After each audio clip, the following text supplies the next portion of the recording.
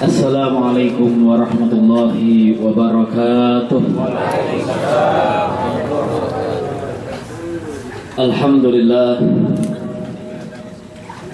Alhamdulillahilladzi hadana bi 'abdihil muhtari man da'ana ilaihi bil idni wa qad nadana labbaika ya man dallana wa hadana. Salla alaika Allahu bari'uka alladhi bika ya mushaffa'u hassana wa habana ma'alikal azhari ma'dini sirrikal asma fahum sufunun najati himana. Allahumma salli wa sallim wa barik wa karim ala sayyidina wa habibina wa syafi'ina wa qurrati a'yunina wa nuri qulubina Muhammad Miftahi babir rahmatillah adada ma fi ilmillah salatan wa salaman daimaini bidawami mulkillah wa ala alihi wa sahbihi wa mawalah wa la hawla wa la quwwata illa billah.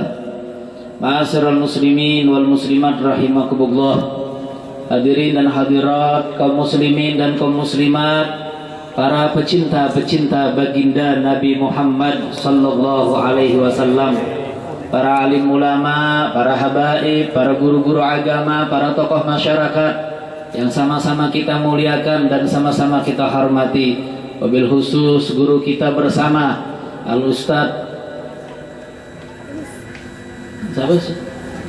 Al-Ustadz Jumri. Mudah-mudahan Allah Subhanahu wa taala memanjangkan umur beliau, memberkahi ilmu beliau, dan mudah-mudahan kita semua yang biasa hadir di dalam majelis beliau mendapatkan kemanfaatan daripada ilmu beliau. Amin Allahumma amin. Ma'asyiral muslimin rahimakumullah, hadirin yang dimuliakan oleh Allah Subhanahu wa taala. Alhamdulillah wa syukurillah.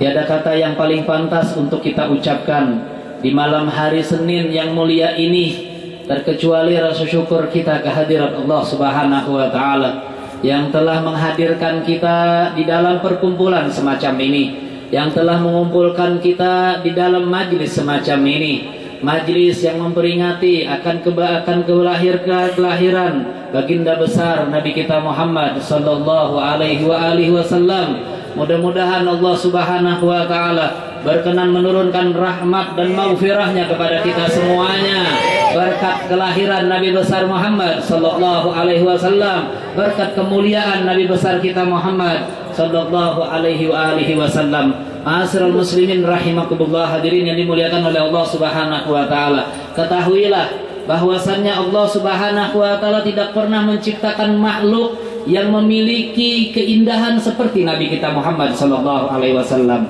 Allah tidak pernah menjadikan kemuliaan seperti kemuliaan yang dimiliki oleh Nabi besar Muhammad sallallahu alaihi wasallam. Tidak ada manusia yang pernah diciptakan oleh Allah yang memiliki paras wajah cantik, paras wajah ganteng, paras wajah tampan yang melebihi ketampanan dan keindahan wajah Nabi besar kita Muhammad sallallahu alaihi wasallam. Maka itu mereka para penyair-penyair, mereka para pujangga-pujangga syair di zaman Nabi kita Muhammad sallallahu alaihi wasallam memuji Nabi Muhammad sallallahu alaihi wasallam dengan pujian-pujian yang luar biasa, dengan pujian-pujian syair yang sangat luar biasa. Sayyidina Hasan bin Sabit radhiyallahu an, salah seorang penyair di zaman Nabi Muhammad sallallahu alaihi wasallam, yang tatkala ia memeluk masuk ke dalam ajaran Islam, bertemu dan berjumpa dengan Nabi Muhammad sallallahu alaihi wasallam, tatkala ia memandangi wajah Nabi Muhammad sallallahu alaihi wasallam yang begitu indah,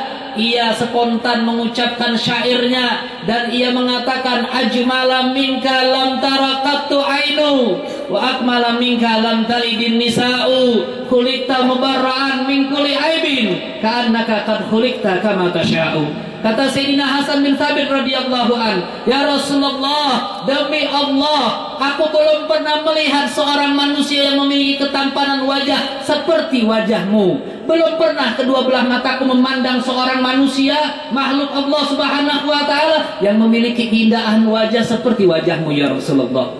ajmala minka lam tara qattu ainu wa akmala minka lam talidin nisa'u. Yang lebih sempurna dilahirkan oleh seorang perempuan, belum pernah aku mendengar ada seorang perempuan yang melahirkan anak, yang melahirkan bayi sesempurna dirimu.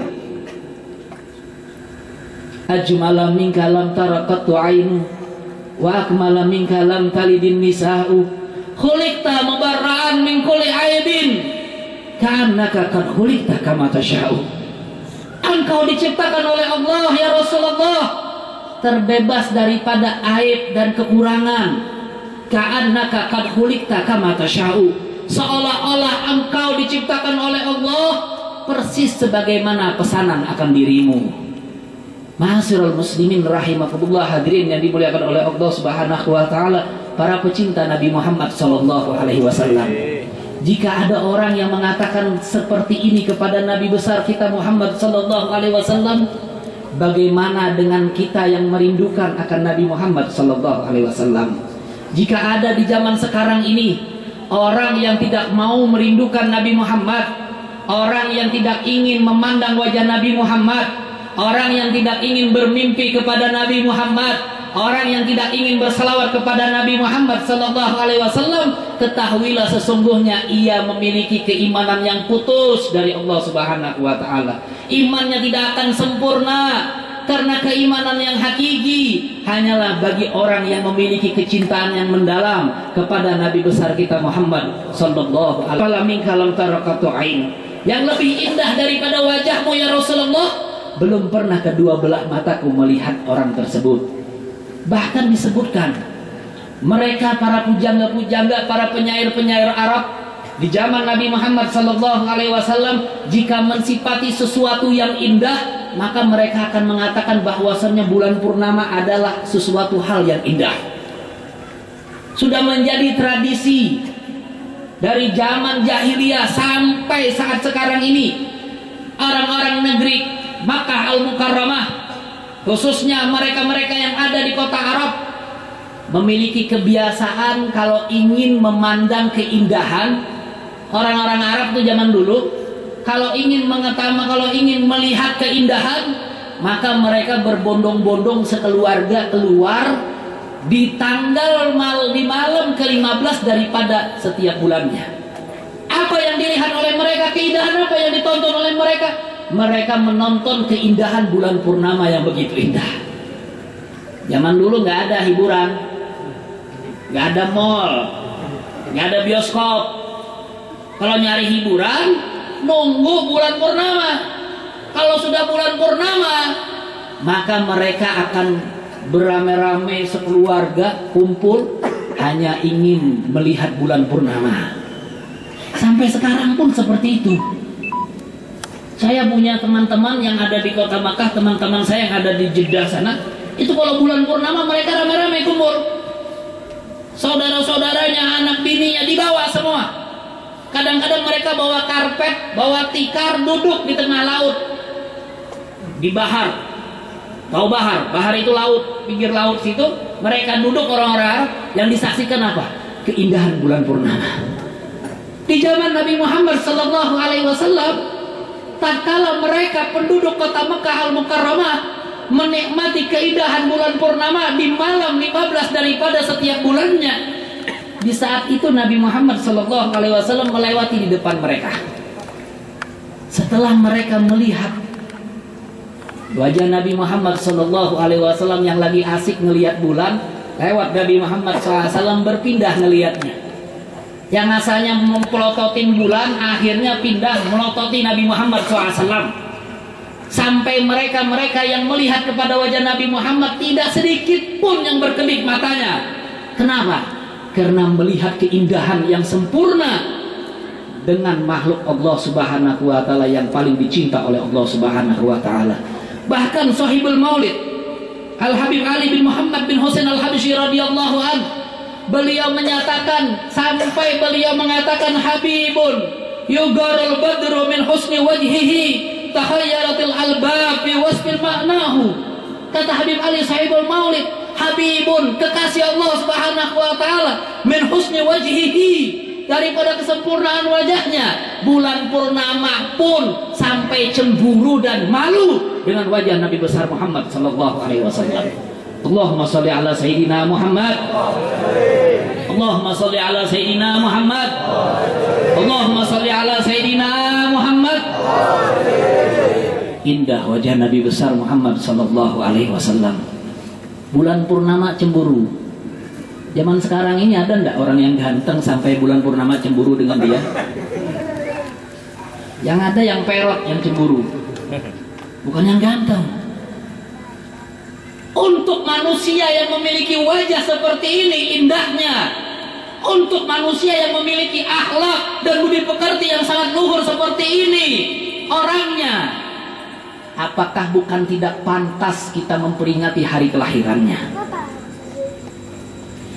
Sangat pantas kita memperingati hari kelahirannya, bersalawat kepada beliau, karena kita mencintai beliau.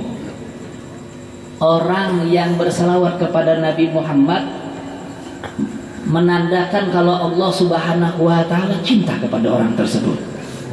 Dan Nabi Muhammad sallallahu alaihi wasallam juga cinta kepada orang tersebut. Orang yang memperkarakan tentang salawat, orang yang memperkarakan tentang maulid, orang yang memperkarakan tentang peringatan kelahiran Nabi besar Muhammad sallallahu alaihi wasallam, itu pada hakikatnya bukan karena ia tidak mau bersalawat kepada Nabi Muhammad, bukan, akan tetapi Nabi Muhammad sallallahu alaihi wasallam sendiri yang tidak mau kalau orang tersebut membaca salawat kepada Nabi Muhammad sallallahu alaihi wasallam. Sangat sombong orang tersebut, tidak mau bersalawat kepada Nabi Muhammad sallallahu alaihi wasallam, lebih-lebih di malam kelahiran Nabi Muhammad, lebih-lebih di bulan kelahiran Nabi besar Muhammad sallallahu alaihi wasallam. Ma'asyiral muslimin rahimakumullah, hadirin yang dimuliakan oleh Allah Subhanahu wa taala, SK langsung syahadah dari Nabi Muhammad sallallahu alaihi wasallam bagi mereka-mereka yang memperbanyak salawat kepada Nabi Muhammad sallallahu alaihi wasallam. Nabi Muhammad sallallahu alaihi wasallam beliau mengatakan, "Agrabukum minni manzilatan fi yaumil qiyamah aktsarukum alayya salatan." Orang yang paling dekat nanti duduknya di sampingku, kata Nabi Muhammad. Siapa yang ingin duduk di samping Nabi Muhammad? Siapa yang ingin duduk di samping Nabi Muhammad? Siapa yang ingin duduk di samping Nabi Muhammad? Angkat tangannya tinggi-tinggi. Siapa yang ingin duduk di samping Nabi Muhammad? Allahumma sholli ala sayyidina Muhammad. Duduk di samping Nabi Muhammad lebih banggain diri kita daripada duduk di samping raja. Duduk di samping Nabi Muhammad lebih mulia dibanding duduk di samping Jokowi.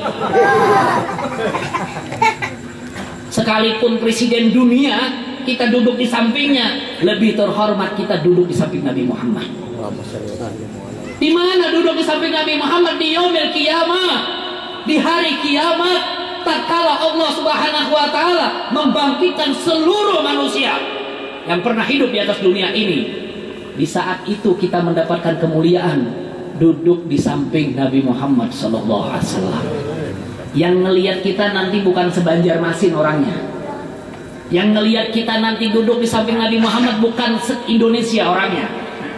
Anda bisa bayangkan yang ngelihat, mata-mata manusia yang ngelihat kita duduk di samping Nabi Muhammad nanti di yaumil qiyamah, mereka manusia-manusia yang pernah hidup di atas dunia ini dari zaman Abuna Adam, dari zaman nenek moyang kita Adam sampai manusia yang paling akhir nanti hidupnya di atas dunia ini.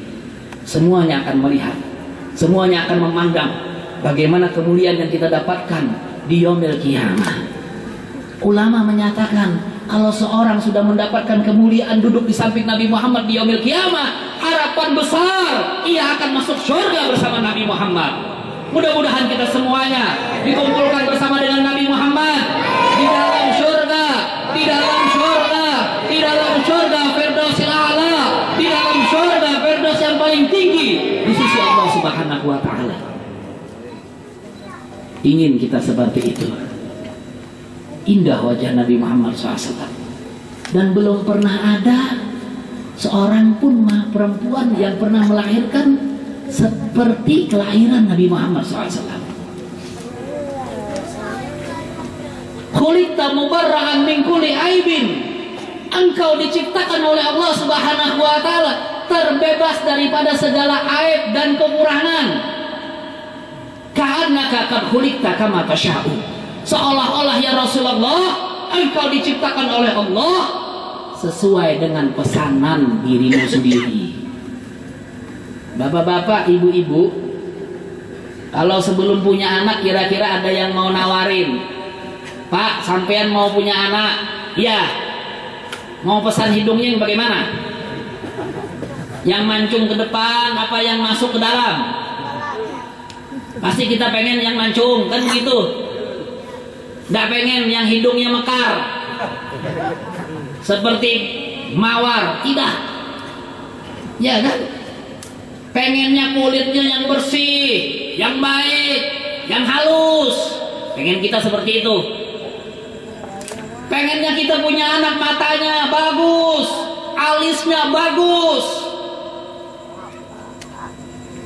Kita tidak ingin punya anak sudah sipit, tanoan lagi, iya kan? Hidungnya mancung ke dalam.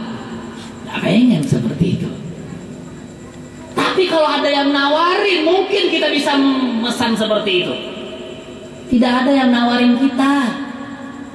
Nabi Muhammad gak ditawarin sama Allah, tapi dijadikan oleh Allah Subhanahu wa taala ahsanan khulqan wa khulqa. Paling sempurna batang tubuhnya dan akhlaknya.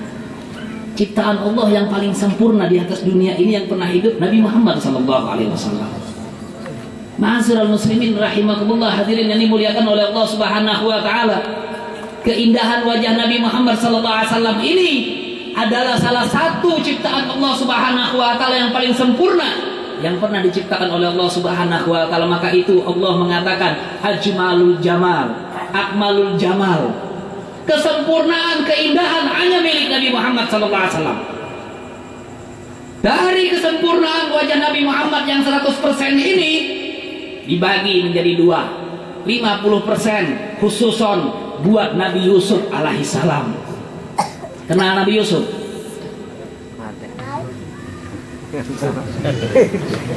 Orang-orang tua zaman sekarang kan begitu, pengen biar anaknya ganteng, dikasih nama Yusuf. Alhamdulillah lahir ganteng anaknya. Besar sedikit lumayan. Tak kala masuk waktu balik berubah. Namanya Yusuf tapi tidak mendukung. Apa yang tidak mendukung? Pekerjaannya tidak mendukung. Namanya Yusuf, orangnya ganteng, ternyata bandar narkoba. Pekerjaannya nggak mendukung. Nabi Yusuf alaihissalam 50% sendirian. Khusus buat Nabi Yusuf.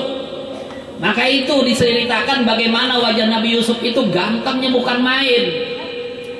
Sampai istri-istri bangsawan, istri-istri raja di zaman Nabi Yusuf itu tertarik dengan Nabi Yusuf. Bukan istri-istri anda semua, bukan istri-istri bangsawan. Orang-orang kaya dulu itu istri-istrinya pada jatuh cinta sama Nabi Yusuf. Semuanya mengatakan hadza laisa, ini bukan manusia tapi ini malaikat, kata mereka. Sampai-sampai istri para bangsawan itu saking kenikmatan melihat wajah Nabi Yusuf alaihissalam yang ganteng itu tidak terasa memotong jari-jari tangannya.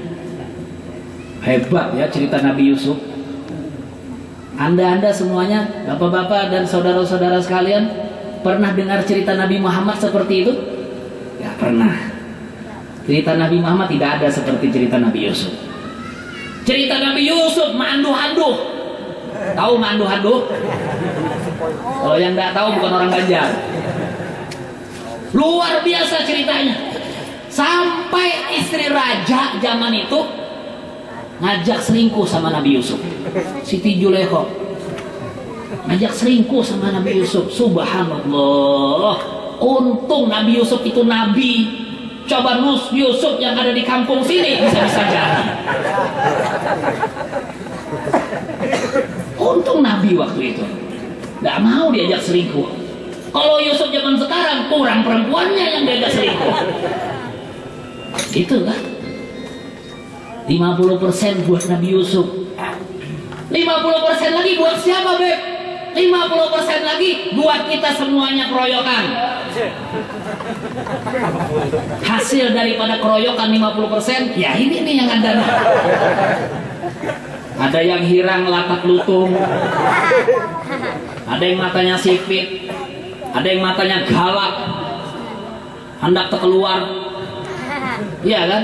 Ada yang alisnya habis, ada yang alisnya nyambung, gitu kan? Kenapa? 50% keroyokan. Itu. Tapi alhamdulillah walaupun keroyokan, kita masih mendapatkan bagian daripada keindahan wajah Nabi besar Muhammad sallallahu alaihi wasallam. Alhamdulillah. Syukuri aja tuh. Itu. Ma'asyiral muslimin rahimakumullah, hadirin dimuliakan oleh Allah Subhanahu wa taala. Tidak ada orang yang mengenal Nabi Muhammad terkecuali jatuh cinta kepada Nabi Muhammad.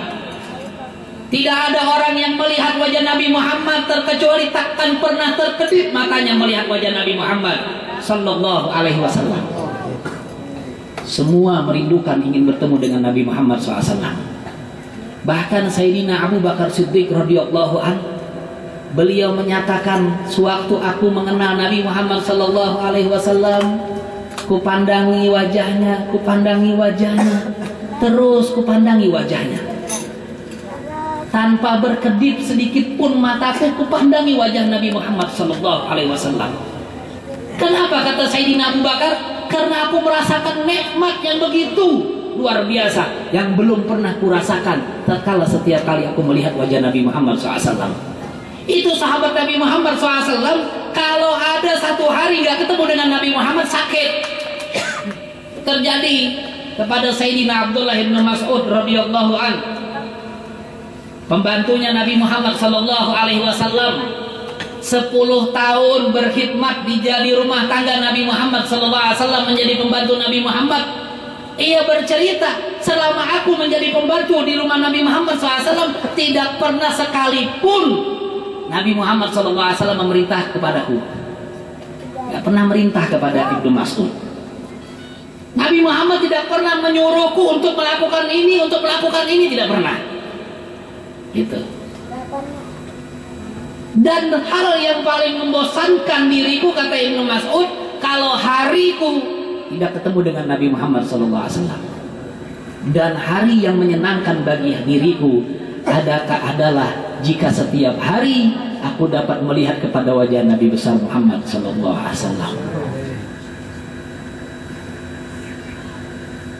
Sayyidina Abu Bakar Siddiq radhiyallahu anhu, Khalifatul Rasul sallallahu alaihi wasallam, mertua Nabi Muhammad, anaknya, putrinya dikawinkan dengan Nabi Muhammad SAW. Saya mau tanya sama bapak-bapak semuanya, kalau mertua yang anaknya kita kawini, itu kita anggap keluarga atau tidak? Hah?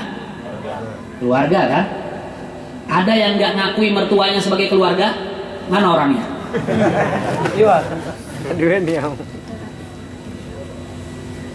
Berarti Nabi Muhammad, Sayyidina Abu Bakar Siddiq adalah keluarga Nabi Muhammad.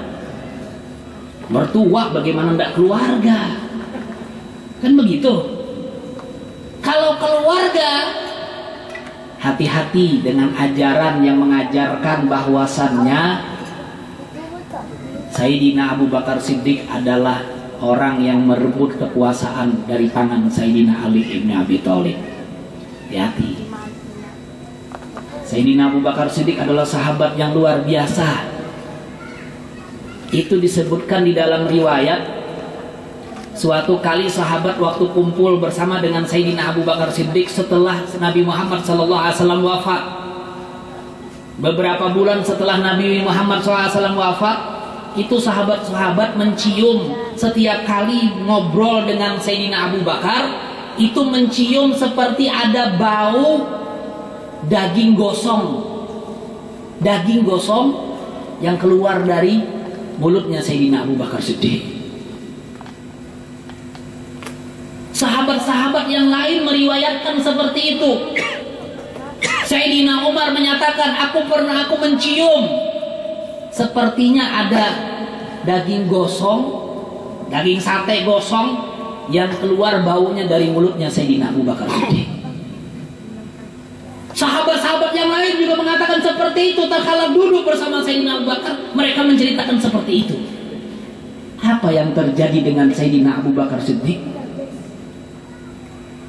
Ulama menyebutkan bahwasannya Sayyidina Abu Bakar Siddiq memiliki sesuatu di dalam hatinya yang tidak bisa ia obati setelah berpisah dengan sang kekasihnya. Kabid mahruq bin mubarakatil bil Habib Muhammad sallallahu alaihi wasallam. Ulama menyebutkan bahwasannya bau gosong dan bau daging gosong yang keluar dari mulutnya Sayyidina Abu Bakar Siddiq karena sebab hati yang ada di dalam dadanya Sayyidina Abu Bakar Siddiq itu gosong. Kenapa? Karena menahan rindu berpisah dengan Nabi Muhammad sallallahu alaihi wasallam. Sampai seperti itu mereka sahabat Nabi Muhammad SAW. Ma'asyiral muslimin rahimakumullah, hadirin yang dimuliakan oleh Allah Subhanahu wa taala. Cinta kepada Nabi Muhammad SAW harus kita nomor satukan daripada cinta kita kepada orang lain, kepada manusia yang lain yang hidup di atas dunia ini. Siapa yang ingin selamat hidupnya di dunia, hendaknya ia mengikuti Nabi besar Muhammad sallallahu alaihi wasallam, karena tidak ada ajaran yang paling mulia seperti ajaran Nabi Muhammad sallallahu alaihi wasallam. Tidak ada peraturan yang paling mulia seperti peraturan yang dibikin oleh Nabi Muhammad sallallahu alaihi wasallam. Tidak ada tradisi yang mulia seperti tradisi yang dibikin oleh Nabi Muhammad sallallahu alaihi wasallam. Tidak ada adat istiadat yang mulia seperti adat istiadat yang berasal dari Nabi Muhammad sallallahu alaihi wasallam. Siapa yang mengikuti adat istiadat yang tidak sama dengan Nabi Muhammad sallallahu alaihi wasallam, yang dibenci oleh Nabi Muhammad sallallahu alaihi wasallam, maka orang tersebut berjalan di luar daripada jalannya Nabi besar Muhammad sallallahu alaihi wasallam. Ini kadang-kadang kita bingung. Umat Islam lebih bangga dengan tahun barunya orang-orang Nasrani. Padahal Nabi Muhammad sallallahu alaihi wasallam waktu mau menentukan panggilan untuk menyeru umat Islam melaksanakan sholat, itu masing-masing sahabat menawarkan. Ada sahabat bilang, ya Rasulullah, biar umat Islam ini gampang datang ke masjid, kita tiup trompet aja. Kita tiup trompet, biar mereka tahu bahwasannya waktu sholat sekarang datang. Tak kala mendengar usulan seperti ini, Nabi Muhammad SAW beliau mengatakan, hadza fi'lul Yahud. Niup trompet itu adalah kebiasaan, adat istiadat orang-orang Yahudi, kata Nabi Muhammad. Siap-siap yang biasa niup trompet malam tahun baru jadi orang Yahudi. Saya yakin yang niup trompet gak hadir di sini orangnya. Walaupun hadir di sini, insya Allah diampuni dosanya. Gitu. Ada lagi yang bilang, ya Rasulullah, kita pukul bel aja ya Rasulullah, pukul lonceng, biar umat Islam mengerti kalau sekarang ini masuk waktunya sholat. Nabi Muhammad bilang apa? Hadza fi'lul Nasara. Ini adalah pekerjaan adat istiadatnya orang-orang Nasrani. Jangan kalian mengikutinya. Jangan kalian mengikutinya. Sekarang ini umat Islam lebih bangga dengan orang Yahudi. Giliran peringatan Maulid, duduknya sejam, 2 jam, 3 jam, bawaannya semurat kambuh. Tapi giliran nonton bola, yang sudah jadi tradisi tahajudnya umat Islam zaman sekarang. Tahajudnya umat Islam zaman sekarang tahu nggak? Nonton bola. Bisa bangun jam 3 malam untuk nonton bola. Tapi giliran sholat tahajud gak bisa bangun jam 3 malam. bawaannya pusing, bawaannya sakit kepala, bawaannya ngantuk, bukan main. Padahal kata para ulama, tidur yang paling baik itu adalah tidur di awal waktu. Bangun tidur yang paling baik itu adalah bangun tidur yang paling awal waktu. Gitu. Kapan awal waktu? Awal waktu bangun tidur itu di sepertiga malam akhir. Sepertiga malam akhir itu adalah waktu yang paling mulia. Kenapa sepertiga akhir malam itu adalah waktu yang mulia? Karena di sepertiga malam akhir itulah dilahirkan Nabi besar kita Muhammad sallallahu alaihi wasallam.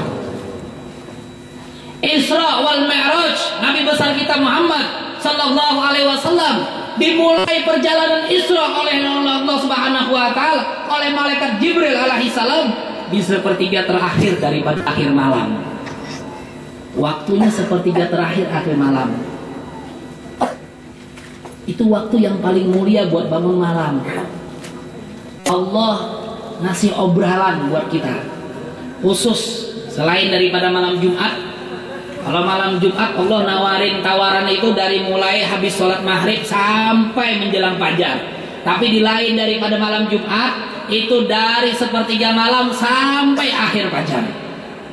Allah nawarin kepada kita semuanya, hal min sa'ilin, siapa di antara kalian yang ingin meminta, akan kuberi permintaannya.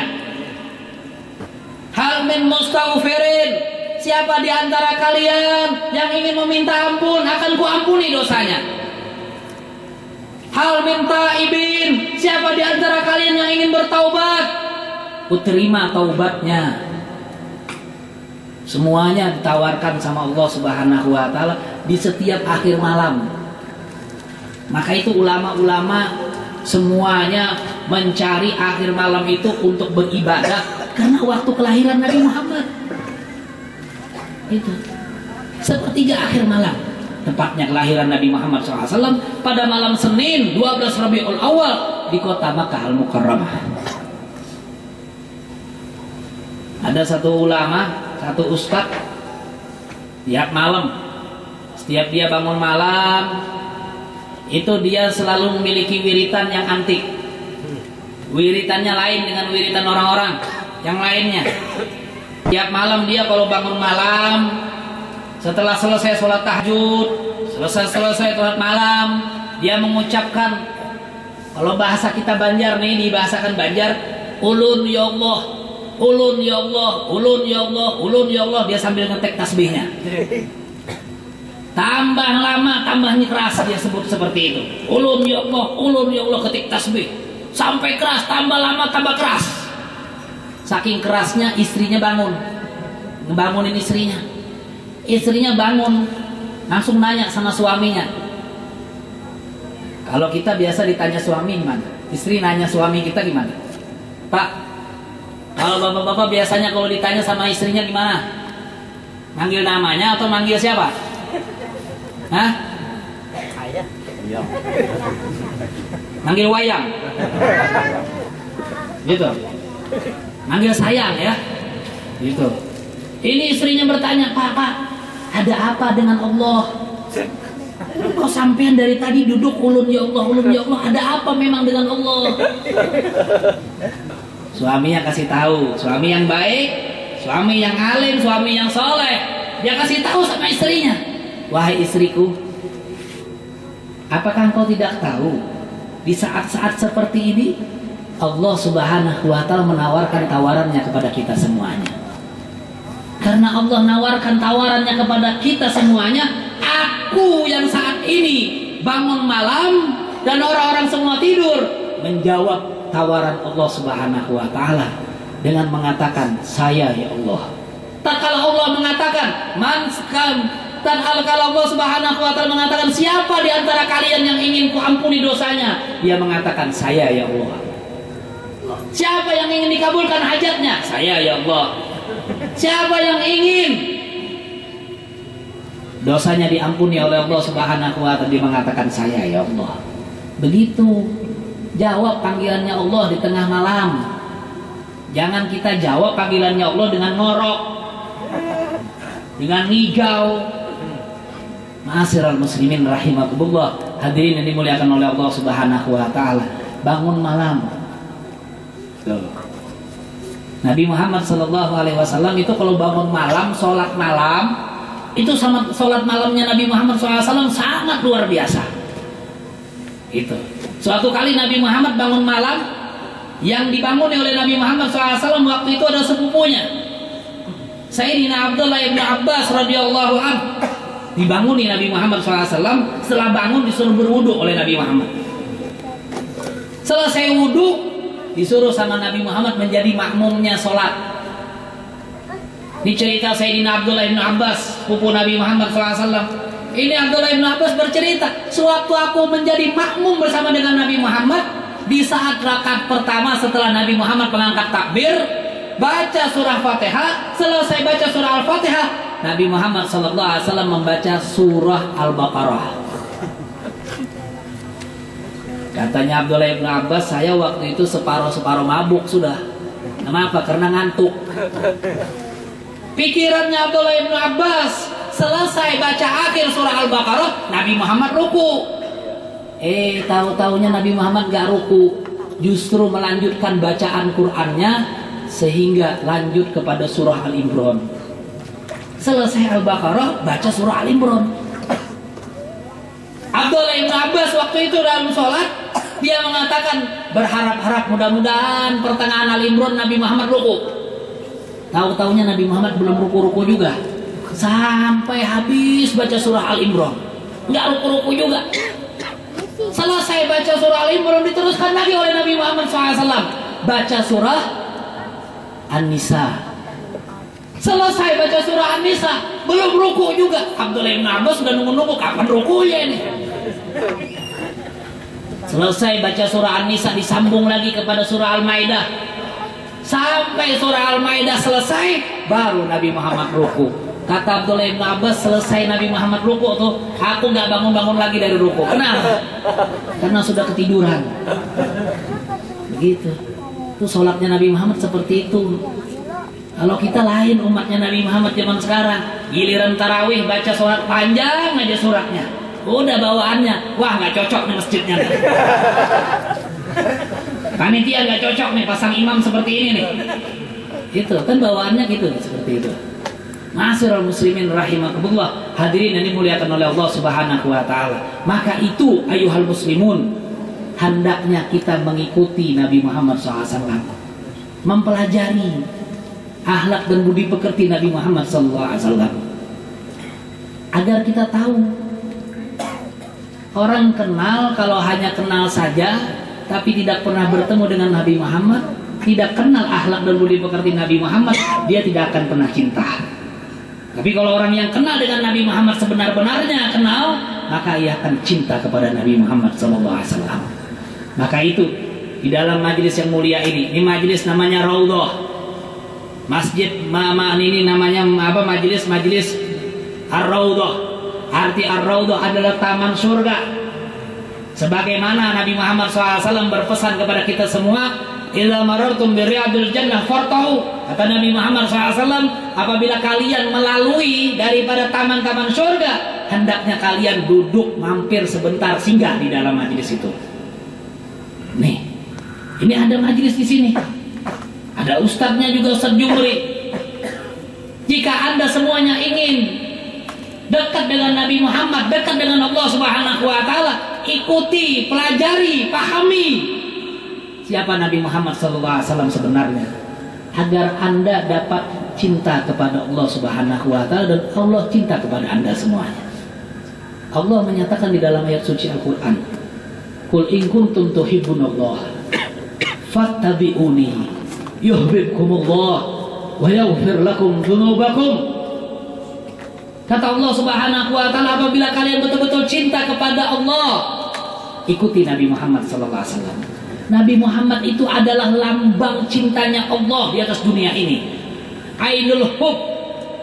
Kecintaannya Nabi Muhammad adalah kecintaannya Allah. Apa saja yang dicinta oleh Nabi Muhammad dicinta oleh Allah Subhanahu wa taala.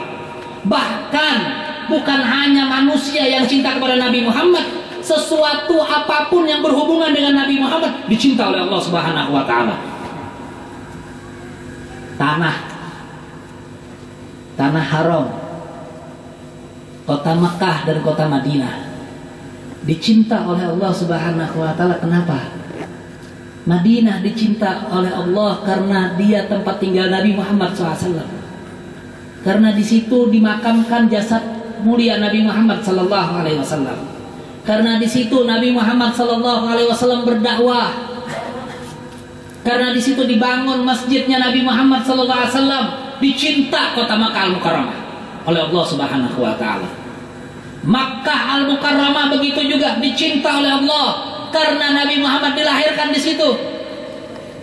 Makkah Al-Mukarramah dicinta oleh Allah karena Nabi Muhammad SAW lahir di sana. Semuanya karena Nabi Muhammad.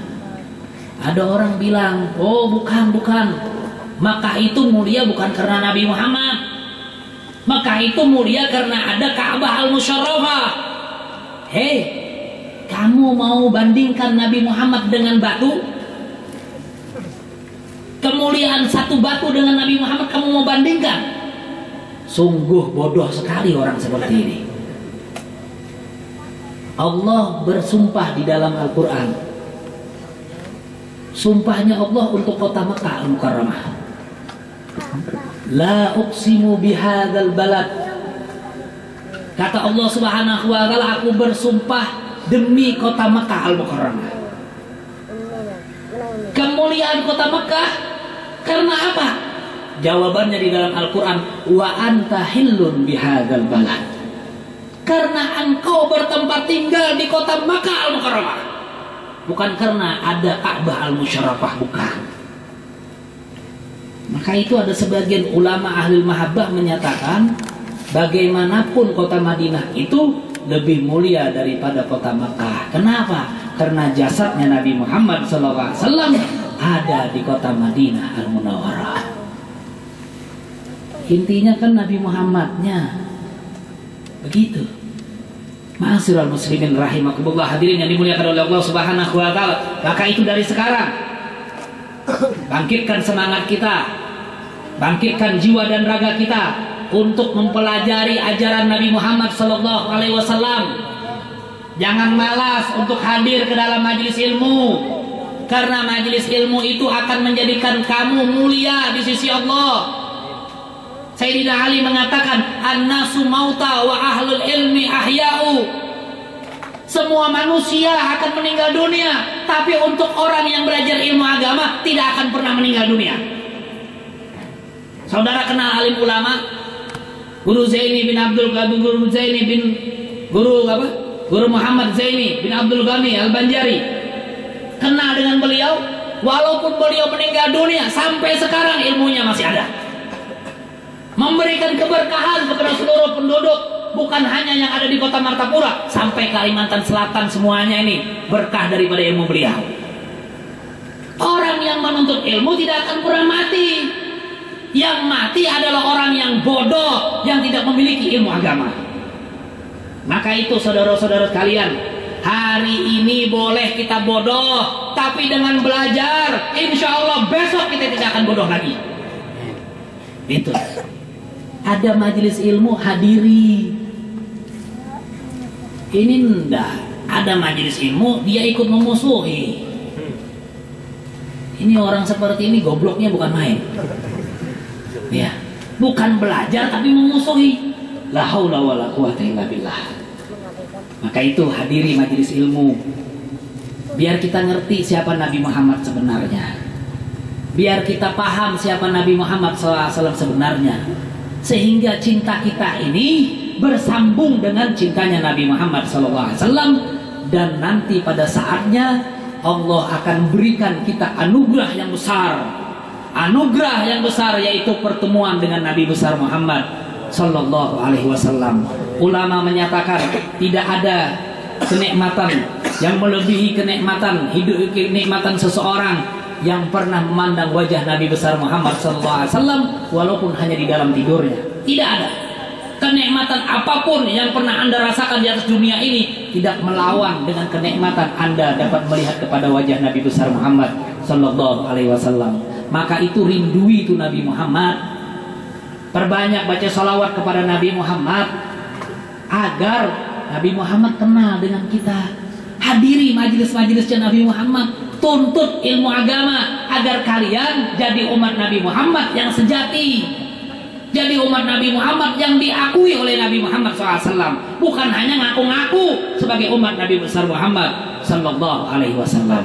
Maka itu mudah-mudahan dengan peringatan lahiran Nabi besar Muhammad Sallallahu Alaihi Wasallam pada malam hari yang mulia ini, Allah Subhanahu Wa Taala menghidupkan semangat kita, membangkitkan semangat kita dari sanubari kita untuk menuntut ilmunya Nabi besar Muhammad Sallallahu Alaihi Wasallam, untuk menghadiri majelisnya Nabi besar Muhammad SAW, untuk tambah giat, tambah banyak membaca salawat kepada Nabi Muhammad Sallallahu Alaihi Wasallam. Jangan sampai kita kayak gajian.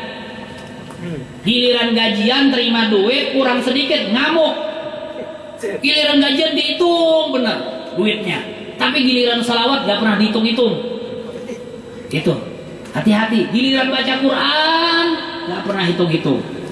Itu yang ada dia ngitung-hitung dengan Allah Subhanahu Wa Taala, hitung-hitungan dengan Allah Subhanahu Wa Taala. Saya kan sudah baca Quran bulan Ramadan, ngapain lagi saya baca Quran sekarang? Itu orang hitung-hitung sama Allah. Jangan jadi seperti orang seperti itu. Kita memperingati hari kelahiran Nabi Muhammad bukan hanya malam hari ini. Kita memperingati kita cinta kepada Nabi Muhammad bukan hanya malam ini. Di bulan Rabiul Awal ini kita peringati hari kelahiran Nabi Muhammad karena ada munasabah kelahiran Nabi Muhammad. Tapi untuk cinta, untuk baca salawat kepada Nabi Muhammad setiap saat, setiap masa, sepanjang umur kita tidak akan pernah putus-putus untuk baca salawat kepada Nabi Muhammad Sallallahu Alaihi Wasallam. Salah kalau ada orang yang mengatakan baca salawat, baca maulid hanya pada bulan Rabiul Awal, bulan kelahiran Nabi Muhammad SAW saja. Tidak. Untuk pembacaan salawat, pembacaan maulid kapanpun selalu ada. Lebih-lebih pada malam hari Jumat dan di hari Jumat. Karena Nabi Muhammad SAW mengatakan, "Aktsiru alayya salatan fi lailatul gharra wa fi yaumil adhar." Kata Nabi Muhammad, perbanyaklah kalian bersalawat kepadaku pada malam Jumat dan pada hari Jumat. Itu yang dikhususkan. Kalau yang lain-lainnya banyak baca salawat. Tiap hari baca salawat. Salawat apa aja dah yang sekiranya kita gampang untuk bacanya, baca. Perbanyak. Tidak ada salahnya orang baca salawat. Ya. Ma'asyiral muslimin rahimakumullah, hadirin yang dimuliakan oleh Allah Subhanahu Wa Taala. Maka itu jangan pernah berhenti untuk bersalawat kepada Nabi besar Muhammad Sallallahu Alaihi Wasallam agar Allah Subhanahu Wa Taala dan Nabi Muhammad sendiri mencintai kita dengan sepenuh hatinya. Dan mudah-mudahan kita mendapatkan cinta sejatinya Nabi Muhammad SAW. Dan mudah-mudahan Allah Subhanahu Wa Taala berkat kita berkumpul di dalam majelis yang mulia ini, berkat perkumpulan kita pada malam hari yang mulia ini, mengenang akan sejarah Nabi Muhammad, memperingati hari kelahiran Nabi Muhammad Sallallahu Alaihi Wasallam. Allah Subhanahu Wa Taala berkenan mengumpulkan kita bersama dengan Nabi kita Muhammad Sallallahu Alaihi Wasallam di dalam surga Firdausil A'la, di dalam surga Firdausil A'la, di dalam surga Firdausil A'la. Ya Rabbi wajma'na wahbaban lana bidarikal firdaus ya rijwana. Ya Rabbi wajma'na wahbaban lana bidarikal firdaus ya rijwana. Ya Rabbi wajma'na wahbaban lana bidarikal firdaus atiyab maudi'i. Ya Allah, kumpulkan kami ya Allah bersama dengan orang-orang yang kami cintai ya Allah di dalam surgamu ya Allah, di dalam surga firdausmu ya Allah, Nabi Muhammad, bersama dengan para ulama, bersama dengan para aulia, bersama dengan para sahabat-sahabat Nabi Muhammad Sallallahu Alaihi Wasallam. Itulah harapan kami, itulah harapan kami ya Allah, itulah harapan kami ya Allah. Ya Allah, jangan kau akhiri kehidupan kami di dalam dunia ini ya Allah, terkecuali setelah kami melihat wajah Nabi-Mu Nabi Muhammad Sallallahu Alaihi Wasallam, walaupun hanya di dalam mimpi kami ya Allah. Arina wajhal Nabi Muhammad Sallallahu Alaihi Wasallam fil manam. Ya Allah, tampakkan wajah Nabi Muhammad di dalam tidur kami ya Allah. Tampakkan wajah Nabi Muhammad di dalam tidur kami ya Allah. Tampakkan wajah Nabi Muhammad di dalam tidur kami ya Allah. Ya Allah, jadikan cinta kami hanya cinta kepada Nabi Muhammad. Ya Allah, jangan Kau jadikan cinta kami kepada orang-orang yang kufur akan Nabi Muhammad. Ya Allah, jangan Kau jadikan cinta kami kepada orang-orang yang memusuhi Nabi Muhammad. Ya Allah, jangan Kau jadikan cinta kami kepada orang-orang yang mengganggu akan agama Nabi Muhammad sallallahu alaihi wasallam. Ya Allah, ampunilah dosa kami ya Allah. Dosa kami banyak, kesalahan kami banyak ya Allah. Dengan berkat kelahiran Nabi Muhammad ya Allah, kami berharap ya Allah Engkau mengampuni segala dosa kami, kesalahan kami, khususnya kesalahan dan dosa orang-orang tua kami, baik orang tua kami yang telah meninggal dunia ataupun orang tua kami yang masih hidup di rumah kami ya Allah. Panjangkan umur mereka ya Allah, beri kesehatan kepada mereka ya Allah. Ya Allah, jadikan kami sebagai anak-anak yang soleh dan soleha, yang selalu berbakti kepada kedua orang tua kami ya Allah. Ya Allah, dengan berkat Nabi Muhammad sallallahu alaihi wasallam, berikan kepada kami rezeki yang halal, rezeki yang banyak, rezeki yang berlipat ganda, sehingga kami dapat menunaikan ibadah haji, menunaikan ibadah umroh, berziarah ke makam Nabi besar Muhammad sallallahu alaihi wasallam, masuk surga di belakang Nabi Muhammad.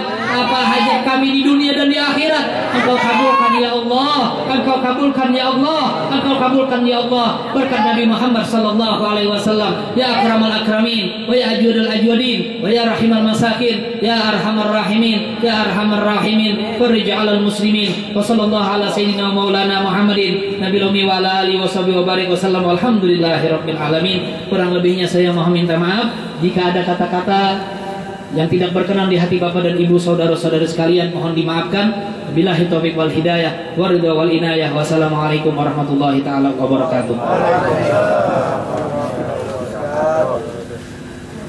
Terima kasih kami ucapkan kepada Habib Ali bin Hasan bin Abdurrahman Al-Kaf. Mudah-mudahan kita di tempat ini, di kampung ini, mudah-mudahan diturunkan barakah daripada baginda Nabi Muhammad SAW, dan mudah-mudahan kita yang hadir pada malam ini dimudahkan rezeki yang halal, barakah, dan mudah-mudahan kita semua nikmat iman, husnul khatimah. Amin Allahumma amin ya rabbal alamin. Acara terakhir adalah kami mohon kembali untuk doa. Untuk ini kami mohon kepada Abu Ya Al-Habib Saleh bin Umar Al-Habsi. من غير بطر اللهم أجرنا من غير ابتلاء واغننا من غير ابتلاء اللهم ارزقنا من العقول أوفرها ومن الأذهان أصفاها ومن الأعمال أسقاها ومن الأخلاق ثيابها ومن الأرزاق جسالها ومن الآفية عملها ومن الدنيا خيرها ومن الآخرة نعيمها. اللهم إنا نسألك زيادة في الدين وبركة في الأمور وصحة في الجسد وسعة في الرزق وتوبة قبل الموت وشهادة عند الموت ومغفرة بعد الموت وعفوا عند الحساب وعمانا من العذاب والنصيب من الجنة وارزقنا النظر إلى وجهك الكريم. اللهم يا محول الأحوال هون حالنا والمسلمين إلى أحسن الحال. ربنا ظلمنا أنفسنا وإن لم تغفر لنا وترحمنا لنكونن من الخاسرين. ربنا تقبل منا إنك أنت السميع العليم وتب علينا إنك أنت التواب الرحيم. ربنا آتنا في الدنيا حسنة وفي الآخرة حسنة وقنا عذاب النار. يا مولانا يا مجيب يا حاضرنا يا ذي توسلنا إليك بالحبيب تقضي حاجاتنا والمسلمين قريب. وصلى الله على سيدنا محمد نبي الأمي وعلى آله وصحبه وسلم بفضل سبحان ربك رب العزة عما يصفون وسلام على المرسلين والحمد لله رب العالمين.